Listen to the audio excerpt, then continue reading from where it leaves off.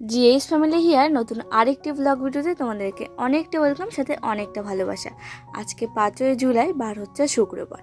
ঠিক আজকের দিনটাতে এই যে সবসময় তোমাদের সাথে বর্মশাই করি, সেই লোকটাকে নিজের করে নিয়েছিলাম একদম পুরোপুরি। তো ব্যাপার হলো, চলো আজকে সেই বিষয়ে একটুখানি তোমাদের সাথে কথা বলে নিই।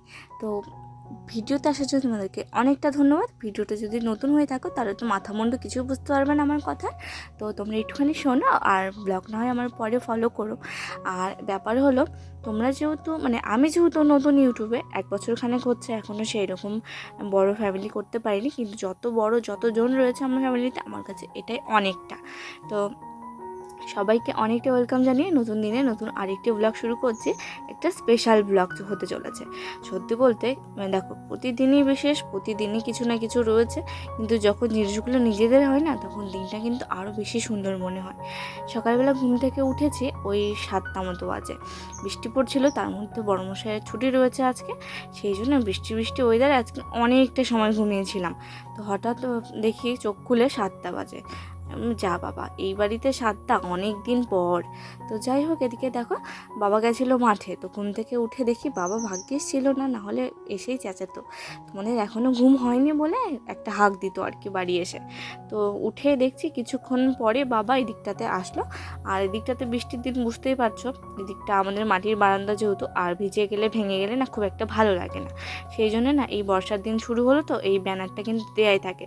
যারা আমার পুরনো দিনের ভিউয়ার্স, প্রথম থেকে আমার যারা সাথে রয়েছে তারা জানবে। এদিকে দেখো, তারপর ঝাড়ঝাঁটা পুরোটা করে নিয়ে এসে টাইমের মধ্যে কাজগুলোকে সারতে বসে পড়লাম। আসলে যেদিন ঘুম থেকে উঠতে একটুখানি দেরি হয়ে যায়, সেদিন আর তোমাদেরকে কি বলবো, কাজগুলো যত তাড়াতাড়ি করার চেষ্টা করি না কেন, ঠিক কোনো কিছুতে দেরিটা হয়ে যায় আর কি। আজকে খুব একটা বাসন নেই দেখে বুঝতেই পারছো। তো সেই জন্য কিন্তু এদিকে ঝাড়টা দিয়ে এসে প্রথমে কিন্তু বাসনগুলোকে মাজতে আমি বসে পড়লাম। আর এই কাজটা করে নোছাটা পরে দেবো, একদম ড্রেসটাকে চেঞ্জ করে নিয়ে তারপরে বাসি নাইটিটাকে ছেড়ে তারপর কিন্তু নোছাটা দেবো। তো এইটুকুই আর কি ভাবনা ছিল। তো সেই মতোই কাজ করছিলাম। কাজ করতে করতে এই সাইডে দেখো, ধরো ঝাড়ঝাটে এগুলো তো হয়ে গেছে, একটুখানি কলপাটটাকেও ঝাঁটিয়ে নিয়েছি আজকে। নেওয়ার পরে কিছু জামা কাপড় ছিল, সেগুলো কেচে নিয়ে একবারে স্নান করে উঠলাম আর কি।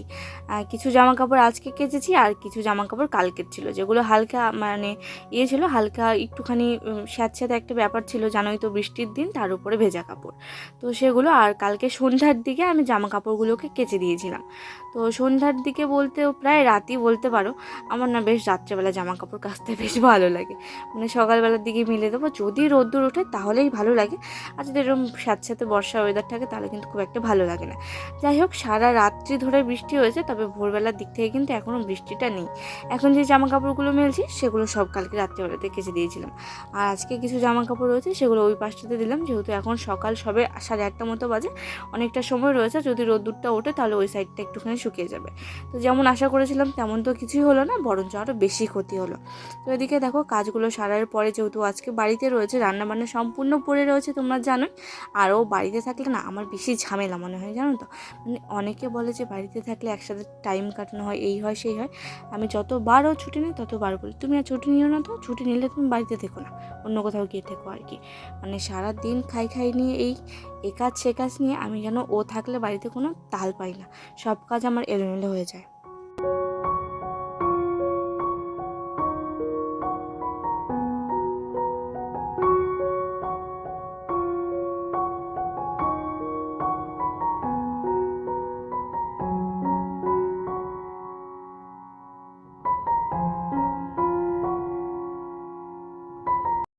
এদিকে দেখো, স্নানের পরে নোছাটা দিয়ে নিয়ে ঠাকুর ঘরে এসে সমস্ত বাসনপত্র বের করে নিয়েছি।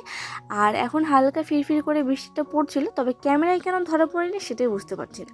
আসলে এই সাইডটাতে গাছপালা রয়েছে, তো একটুখানি পেয়ারার গাছ, তারপর টগর ফুলের গাছটা রয়েছে, সেই জন্য এই সাইডটা একটুখানি বৃষ্টিটা আর কি দেখা যাচ্ছে না। খুব হালকা একটু সময়, মিনিট 2-1-এর জন্য বৃষ্টিটা একটুখানি হয়েছিল আর কি। বৃষ্টি না বললেই চলে, মানে যদি চোখে না দেখো তাহলে বোঝাই যাবে না, না হচ্ছিল কোনো আওয়াজ না কোনো কিছু। তো এদিকে চলো আজকে তোমাদের সাথে একটুখানি কথা শেয়ার করে নিই।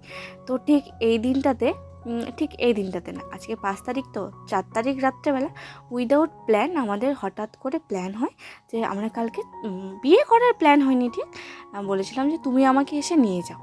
তো ব্যাপারটা কী থেকে কী হলো সেটা তোমাদেরকে একটুখানি বলে নিই। তো আমাদের লাভ ম্যারেজ বলতে পারো, অ্যারেঞ্জ ম্যারেজও বলতে পারো, দুটোই সমান। তো ব্যাপার হলো এই ঠিক 4 তারিখ রাত্রেবেলা ওই 9টা 9:30 মতো বাজে, বাড়িতে একটুখানি নতুন ফোন কিনেছি, ফোন দেখার যেন আশাটা একটুখানি মানে বেশিই ছিল আর কি, যে ফোন দেখবো, সবসময় মোবাইল দেখবো। আর আমার বাবার বাড়িটা বাংলাদেশের যে বর্ডার থাকে তো সেটার কিন্তু অনেকটাই পাশে, তো সেই জন্য সেখানে কিন্তু এয়ারটেল বলবো না, সেখানে মানে নেটওয়ার্ক সমস্যাটা তখন একটুখানি বেশি ছিল। এখন অনেকটা পরিবর্তন হয়েছে সেখানে, তবে তখন না অনেকটা সমস্যা ছিল সেখানে, জানো তো। তো ওই যে ফোনটাকে জানলায় রেখে একটুখানি মোবাইলটা দেখতাম। তো ঠাম্মা আমাকে বলে যে ঠিক আছে মোবাইলটা রাখ, এখন শুতে হবে, 9:30 মতো বাজে, তো গ্রামের দিকে বুঝতেই পারছো, আর বর্ষার ওয়েদার কী করবে বলো এরকম সময়। তো তখন আমি মানে কথায় একটা তর্ক বিতর্ক এমন পর্যায়ে চলে আসার পরে মানে খুব একটা তর্ক হয়েছে সেটা বলবো না, তবে ব্যাপার ছিল তখন তো আমার যাওয়ার জায়গা রয়েছে, বর্মশাইকে বলা মাত্র ও আমাকে নিয়ে আসবে। তো বাড়ি থেকে অনেক মানে বাড়িতেই প্রথমে একটুখানি সমস্যা হচ্ছিলো বিয়েতে রাজি করানো নিয়ে। আসলে কি বলো তো, অ্যারেঞ্জ ম্যারেজ হলেও একটা ব্যাপার ছিল এখানে, সেটা না হয় অন্যদিন তোমাদের সাথে ডিসকাস করব। আজকে সেটা বলতে গেলে অনেকটা বড় হয়ে যাবে ব্লগটা। তো সেই বাড়িকে রাজি করানোর পরেও আমরা কেন পালিয়ে বিয়ে করলাম বা কেন মন্দিরে গিয়ে বিয়ে করলাম সেটা নিয়ে অনেকের অনেক সমস্যা রয়েছে। তো ব্যাপার হলো ওই যে কোনো কিছুই হয়নি, কোনো প্ল্যান নেই, 5 তারিখে আমরা বিয়ে করি, 4 তারিখে ওই 10টা নাগাদ আমাদের প্ল্যান হয় যে আমি থাকবো না এখানে, তুমি আমাকে এসে নিয়ে যাও। ওই যে বললাম একটুখানি ঝামেলা তর্ক এসব করতে হঠাৎ করে নিয়ে আমাকে বলে ফেলে যে মানে যার খাই তাকেই চিনি না। তো সেটা আমার খুব গায়ে লেগে যায় সেদিন, কেন জানি না। তখন মনে হচ্ছিল যে আচ্ছা তোমাদের বাড়িতে যখন খাচ্ছি ঠিকই আছে, তাহলে তোমাদের বাড়িতে আর খাবো না। সেই রাত্রিবেলাতে খেয়েছি, বড়মশাই আমাকে সকাল 9টার দিকে গিয়ে নিয়ে এসেছে। আচ্ছা সকাল 9টার দিকে বাড়ি থেকে বলে কয়ে যে নিয়ে এসেছে, সেটাকে পালিয়ে বিয়ে করা বলে, বা সেটাকে কি বলে যে পালিয়ে গেছি মন্দিরে বিয়ে করেছি কেন, এরকম কিছু একটা বলে, তোমরাই বলো তো। আসলে যে যেমন মানসিকতার লোক সে তো তেমনই বলবে, তাই না? আসলে পালিয়ে বিয়ে করাটা আমি জানি যে হয়তো বাড়ি থেকে কোথাও যাওয়ার নাম করে বেরিয়েছে, বাড়িতে ফেরেনি, বা রাত্রেবেলা হঠাৎ বাড়ি থেকে বেরিয়ে গিয়ে সেটাকে বলে। কিন্তু সারা রাত ধরে সবার সামনে ব্যাগ গুছিয়েছি, সকালবেলা সবাইকে বলে কয়ে, এমনকি আমার পাশের বাড়ির ঠাম্মা আমাকে ব্যাগ গুছিয়ে দিয়েছে, বোন আমার ব্যাগ গুছিয়ে দিয়েছে, সেটাকে কি পালিয়ে বিয়ে করা বলে বলো তো? আসলে এরা হলো চোখ থাকতেও অন্ধ এরকম কিছু একটা লোক, জানো তো।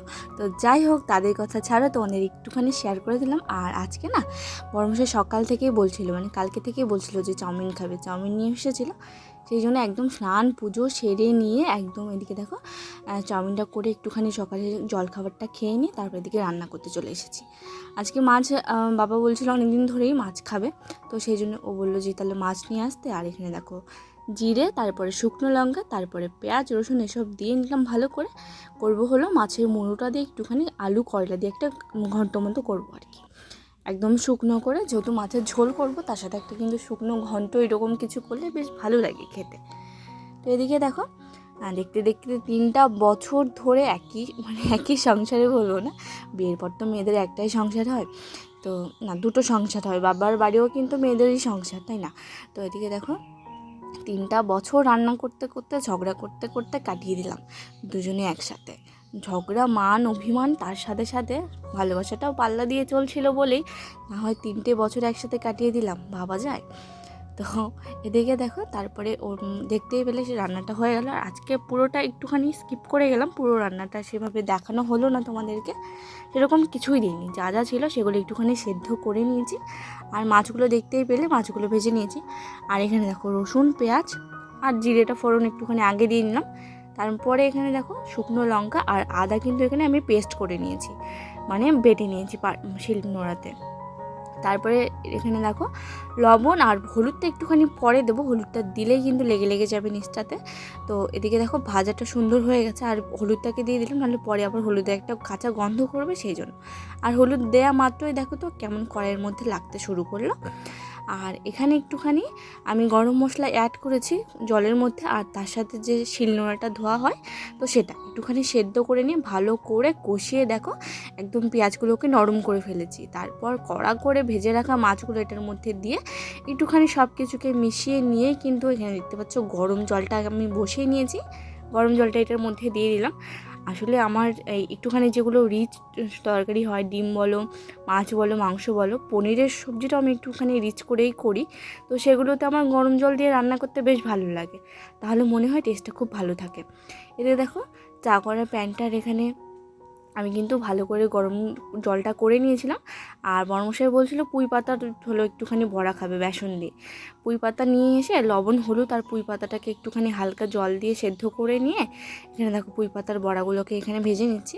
চাটনি করার কথা ছিল জানো তো, যখন রান্নাও শেষ আমি সব কিছু ভালো করে গুটিয়ে নিয়ে রেখে দিয়েছি, তখন মনে পড়ছে চাটনি করার কথা।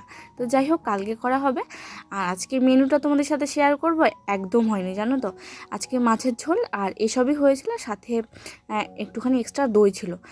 সন্ধ্যাবেলা বেরোবো ভেবেছিলাম, সেই যখন একটুখানি রেডি হয়ে বাইরে বেরিয়েছি কি ঝমঝমিয়ে বৃষ্টি, বাইরে বেরোনো আর হয়নি।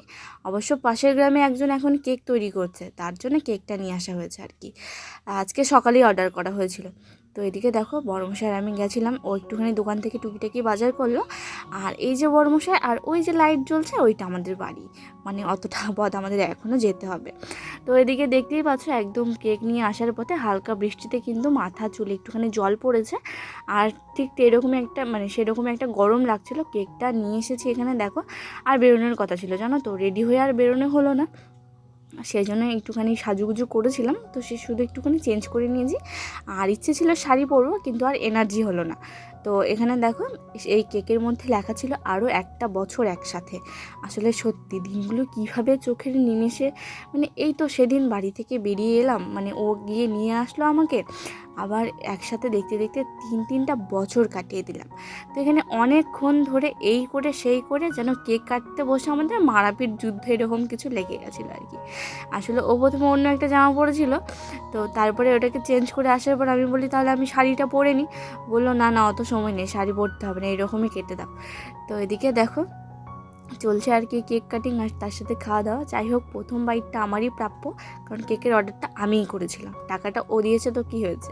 আর তারপরে আমি কখন দেবো না দেবো তাই টুক করে নিজের মুখে ভরে নেওয়ার দায়িত্ব ওর। তো এদিকে দেখো চলো, বেচারা একা একা কেন কেক খাবে, ওকে একটুখানি খাইয়ে দেওয়া যাক।